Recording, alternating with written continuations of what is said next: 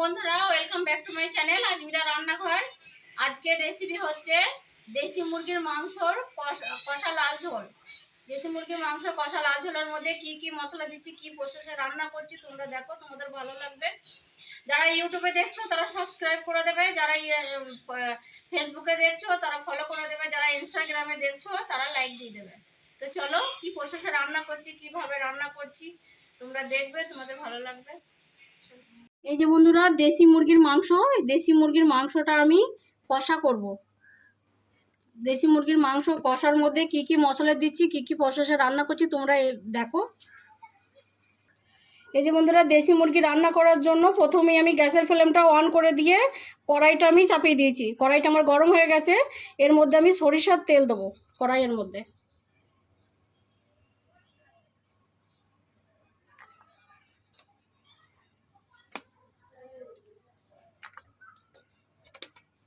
প্রথমেই তেলের মধ্যে কষা মাংস রান্না করার জন্য আমি 3টে তেজপাতা আমি তেলের মধ্যে দিয়ে দিলাম, এলাচ দিয়ে দিলাম, 2 টুকরো দারচিনি, 4টে মতো লং। গন্ধটা দারুণ বেরিয়ে যায় না মাস্টার? সব কটা উপকরণ আমার হালকা করে ফ্রাই করে নেওয়া হয়েছে। এই পর্যায়ে আমি আগে থেকে কুচিয়ে রাখা পেঁয়াজের টুকরোগুলো তেলের মধ্যে আমি অ্যাড করব।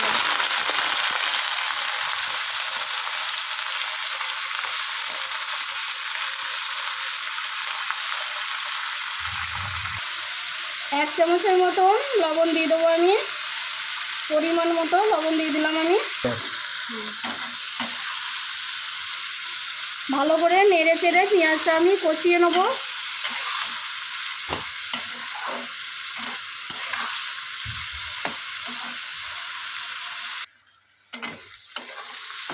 তারপরে একবার ভালো করে নেড়ে কষিয়ে নেব।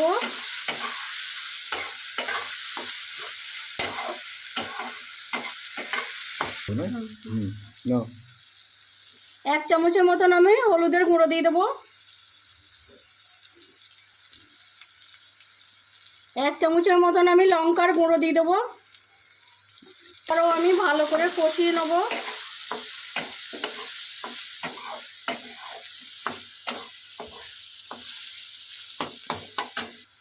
মশলাগুলো পুড়ে না যায় তার জন্য 2 চামচের মতন আমি এর মধ্যে পানি অ্যাড করলাম। 1 চামচের মতন রসুনের পেস্ট দিয়ে দেবো, 1 চামচের মতন আদার পেস্ট দিয়ে দেবো। করে নেড়ে কষিয়ে নেব সব কটা উপকরণ দিয়ে। কষানোটা যত সুন্দর হবে দেশি মুরগির মাংস ততটাই খেতে সুন্দর হবে। আর যেহেতু এটা দেশি মুরগির লাল ঝোল হবে তার জন্য ভালো করে কষাইতে হবে। মশলাটা কষিয়ে আসার জন্য আমি 3 থেকে 4 মিনিটের মতন আমি একবার ঢেকে দিলাম। 3 থেকে 4 মিনিট আমার হয়ে গেছে। ঢাকনাটা খুলে আমি দেখে নেবো আমার কষানোটা কতটুকু হয়েছে। গন্ধটা দাও। এবার ভালো করে নেড়ে কষিয়ে নেবো।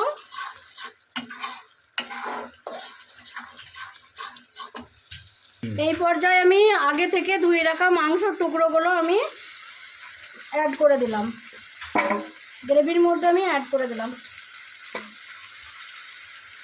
এবারও ভালো করে নেড়ে চেড়ে কষিয়ে নেবো মাংসটা।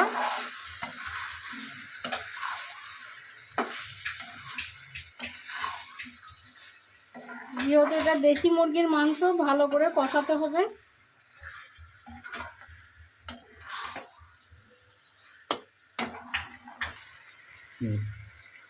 এক চামচের মতন আমি দই অ্যাড করব এর মধ্যে, 1 চামচের থেকে একটু বেশি, 1.5 চামচের মতন। আবারও ভালো করে কষিয়ে নেব দইটা দেওয়ার পরে।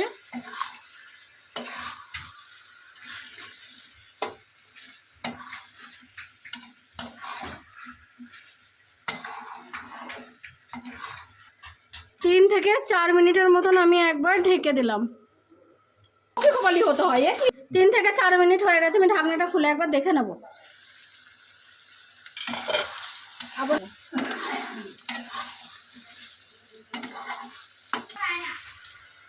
সামান্য একটু জিরের গুঁড়ো দিয়ে দেবো এর মধ্যে,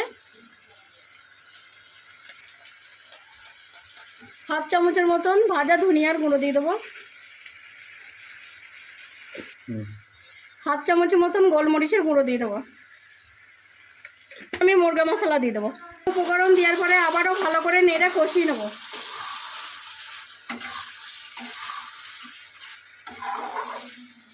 পরিমাণ মতন পানি দিয়ে আমি কষানোটা আমার হয়ে গেছে। পরিমাণ মতন আমি একটু পানি অ্যাড করলাম এর মধ্যে। ঢাকনাটা খুলে আমি একবার দেখে নেব।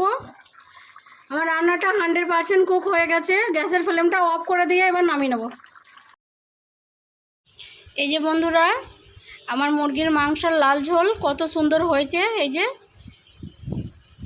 দেখতে যত সুন্দর হয়েছে, খেতেও কিন্তু অতটাই সুন্দর হবে। দেখো। আসসালামু আলাইকুম বন্ধুরা। আর দেশি মুরগির লাল ঝোল যদি ভালো লাগে লাইক, কমেন্ট, শেয়ার, সাবস্ক্রাইব করবে। যারা ফেসবুকে দেখছো তারা ফলো করে দেবে, যারা ইউটিউবে দেখছো তারা সাবস্ক্রাইব করে দেবে, আর যারা ইনস্টাগ্রামে দেখছো তারা ফলো করে দেবে।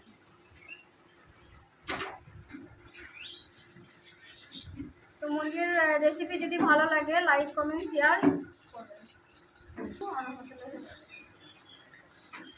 বলো।